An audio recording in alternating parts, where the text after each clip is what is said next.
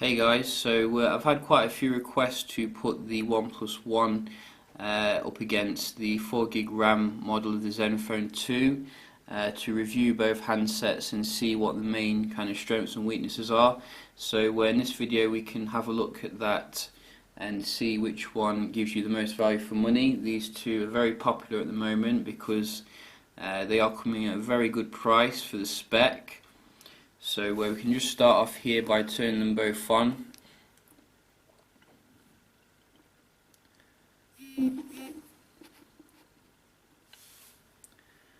So first things first, we can notice that we are running the official Oxygen OS on the OnePlus One, which it did come with CyanogenMod before, which was kind of a rebellious kind of flavour of Android.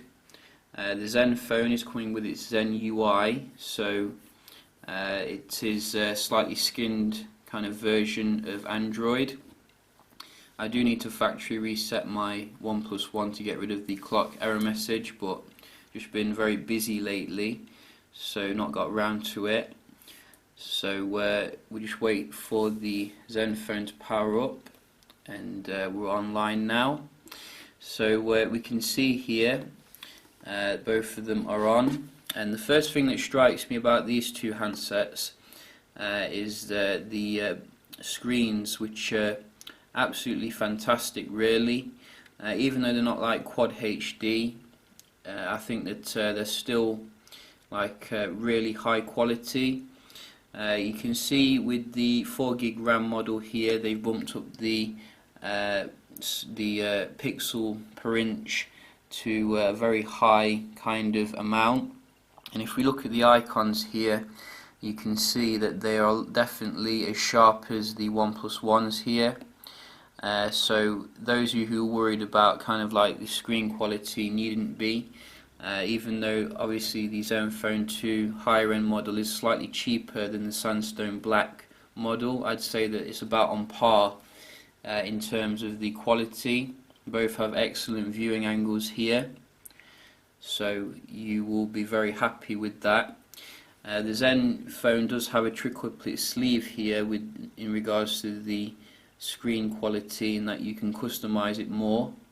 As you can see, I usually have it on the very high contrasty setting, but you can like tone it down a little bit here. You can also adjust the temperature as well to being more warm or in the middle, which is nice, and there's even more options down there. So the screen is very customizable here on the Zenfone. In terms of the brightness, we can just check that here. So we can make sure they're both on the max here. So they're both on the max now. And we can just get my little tester out. Check out the lux rating.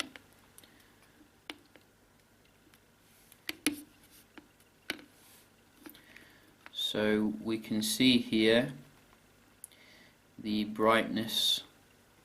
See for the brightness area here. I don't think the Zenfone 2 has a very bright screen compared to some other handsets like the S6 getting like 600 here. Just double check that we definitely have the brightness here on the max, just so that we're not putting out falsities. So you can see that the auto brightness is definitely disabled here. The power saving mode is also disabled because that does actually dim the screen. So we're definitely on the full brightness here, and you can see I think the only real weakness of the panel is definitely the brightness here, whereas if you have a look on the OnePlus here, we can see that we're getting a much brighter screen there.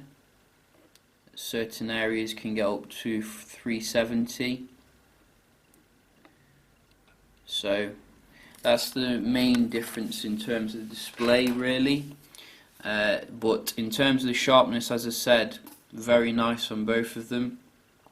In terms of the build quality here, we obviously do have the 5.5 inch form factor, which is quite big, but they are very nicely designed handsets, so they do feel very manageable compared to like your Note 4 kind of proportions. We do have a sandstone black kind of texture here, which is less slippery, but it is prone to a bit of damage over time. As you can see, got the corners wearing down here a little bit. The fold back on the Zenfone does remind me of the G3 and 1M8, 1M9, but I think that the good thing about it is that you can swap it out for a different one if you don't like it. You can get a white one or something like that. Also, it does look very premium. As you can see, some people might mistake it as being metallic. One area which I do like about the OnePlus here is that the bezels are like a bit shorter. As you can see, it goes closer to the edge there. So I think for the Zenfone 3, Asus could definitely improve the bezels here. Both of them don't have too much in the way of oleophobic coating, so as you can see, you're going to have to keep wiping them down here, which is a bit of a pain, but it's not a huge issue. You can't remove the back here on the OnePlus, and the speakers are on the bottom, so I think that's probably a little bit better placed than where they are on the Zenfone. And looking into the specs on the Zenfone, it's just one driver here, so not two. So the speaker is kind of going to be a little bit probably poorer, but we can test that out in a bit versus the OnePlus. Both have 13 megapixel cameras here. We do have OIS, optical image stabilization, on the OnePlus One. And it does actually support 4K as well. The Zenfone is coming with its Pixel Master camera, which is a 13 megapixel camera. I don't think it has optical image stabilization, but it does claim to let in a lot of light, which I have found generally to be true on doing some photography tests. However, the downside is that it does let in a lot of kind of noise when it does do that, because that's like the trade-off in photography. The more light you let in, the more kind of software noise that happens, but I'm no expert in photography. In terms of the specifications here, as you know, we're running the Intel processor on the Zenfone 2, which is the Atom platform. The ZE551ML, and that's paired with 4 gigs of RAM, and it's clocked at 2.3 GHz. The lower end model is the ZE560, and that's paired with 2 gigs of RAM, and it's coming with a quad core at 1.8 gigs, and they're both paired with the PowerVR G6430. I think that particular graphic solution is not made by Intel. I think it's made by Imagine or something like that, a company called Imagine, I think, who have a lot of specialism when it comes to like gaming graphics cards, so they know what they're doing when they're making like gaming kind of solutions. The OnePlus One, however, comes with Snapdragon 801, and that's coming with an Adreno 420, I think, and it's clocked at 2.5 GHz, the actual processor. And I have found with some Snapdragon 801 devices that it has struggled when it comes to playing everything on max, whereas I'm getting a much more smoother experience even on the lower end model on the Zenfone 2, like when I was doing GTA on max. So I would say the graphical performance is probably stronger on the Zenfone 2. I do have to put the Zenfone 2 4 gig RAM model through a quick test of gaming, which I will eventually. In terms of the storage, we are getting basically 64 gigs internal storage, which is fixed. No micro SD on the OnePlus One, which is not a huge issue because it is a massive amount of internal storage, which is nice.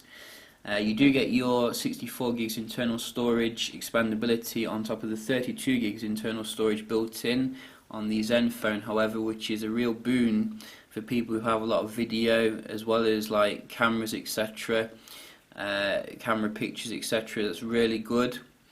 And the batteries are not removable, unfortunately, but they are quite high capacity at about 3000 mAh, so I've not had too much issues in the way of battery life with both of them. I'd say they're about equivalent, so not really worth talking about too much.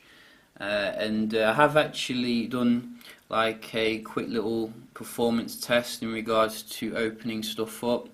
And I have to say the performance is very similar to the lower end model when it comes to opening stuff up. Like, for example, apps do tend to open a little bit quicker here on the Zenfone, probably because of the 64 gig kind of architecture, which is a little bit newer. However, the OnePlus is no slouch, easily keeping up with like the latest phones because of the very stock build that it comes with. So I'd say that you're going to get very good performance on both of them. However, I still would side with the Zenfone when it comes to the hardcore kind of multitasking. I think that 4 gigs of RAM is pretty much unprecedented, really.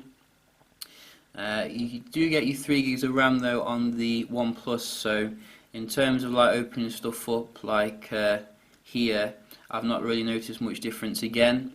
But I guess for those people who like have like you know, everything on and like 50 tabs, then they're gonna really like appreciate the added RAM here. So not too much difference in the way of performance, really. So I don't think that should really be your determining kind of thing when you choose one of these handsets.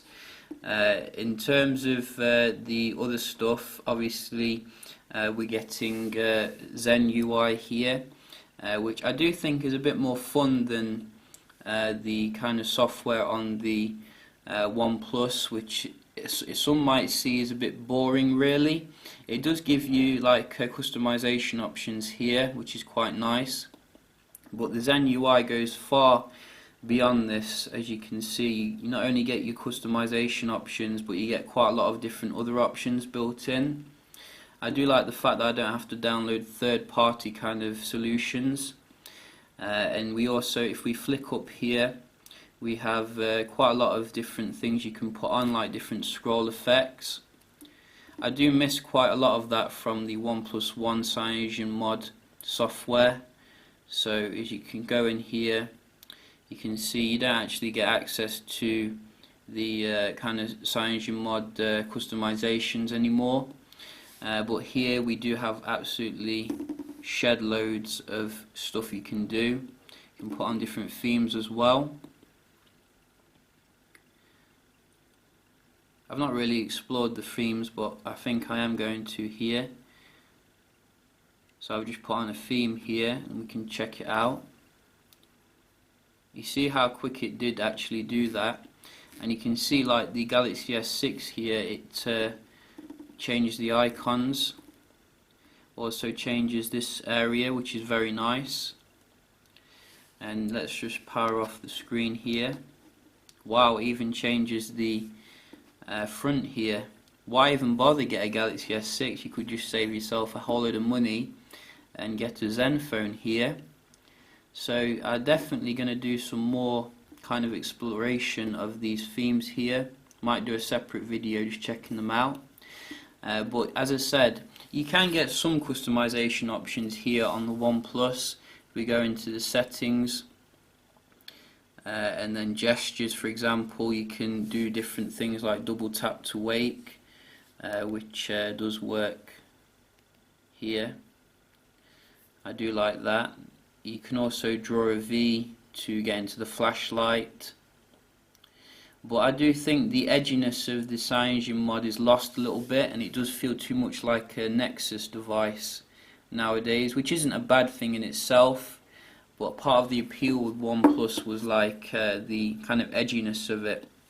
So I think really those are the main differences between these two handsets. Obviously there may be some others that I've not covered, such as the music player, for example, which is quite bare here on the OnePlus, wherever it is. There it is.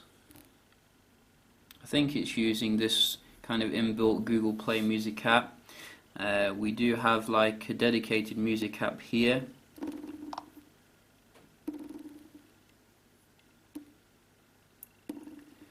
So you can see we do have a dedicated one here, which is quite nice. We also have a dedicated browser as well.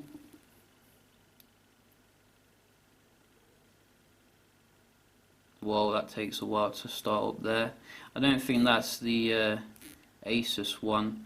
I did notice when I got the 4GB RAM model, I had like 4 different browsers, so I might need to uninstall one of them, because I don't like my device being spammed. But I do think you're going to have more fun with the Zen UI at the end of the day. So those are the main differences when it comes to the software. In terms of the camera, I did do a quick little test between these two, which again, you know, I can't see too much in the way of differences. I said that last time with the lower end model, the 2GB RAM model, and I did quite like outdoorsy kind of test with these two. I think the options I do prefer on the Zenfone quite significantly, which the OnePlus One does feel a little bit bare here, over relying on, again, like more of a Nexus type of approach, whereas when you're in like a different lighting situation, the Zenfone will always like tell you like what to do, what the best kind of approach is. Why is the auto brightness gone on? That's weird. I noticed the screen was getting dim there. That's better.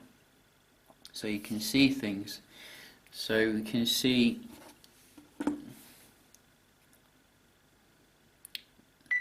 I do enjoy this UI. I think it's very good. Gives you a lot of different settings.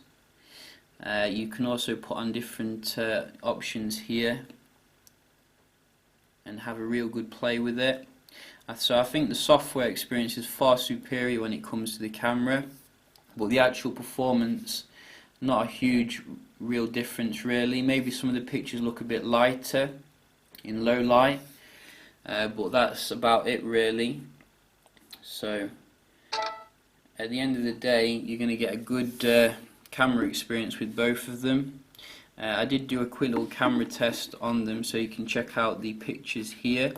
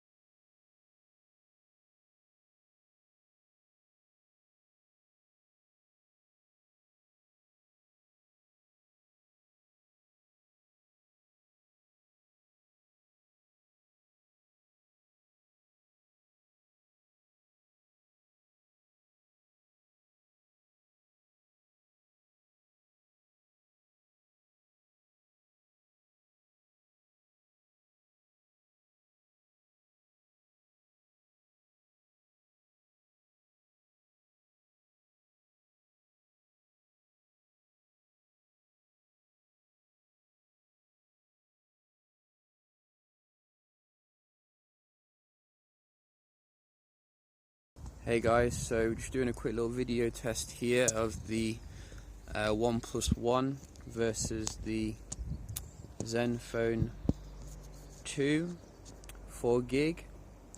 So we can see if there's any differences between the 2GB model. I doubt it, but worthwhile checking it out anyway.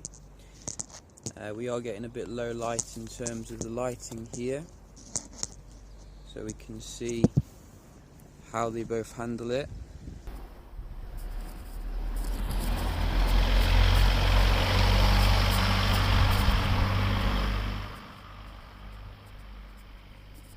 So let's just have a walk around here, see how they handle a bit of kind of walking. seems to be quite nice and stable here on both of them. So, wonder how they'll look on the PC. So as you can see there, very comparable performance from the cameras, and just wanted to also test the speaker quality here on both of them, so we can see what sort of speakers we're getting. Both are on the maximum, I think. So let's go. LG has just unveiled the new LG G4. We knew a little bit about it, but now we've got our hands on it, so let's go take a look.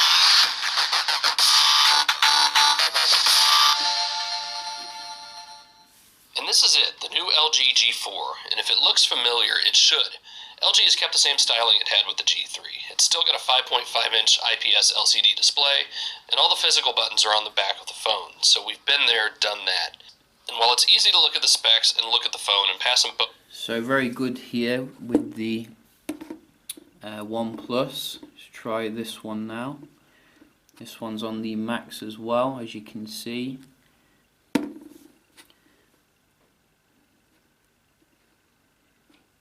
Has just unveiled the new LG G4. We knew a little bit about it, but now we've got our hands on it, so let's go take a look.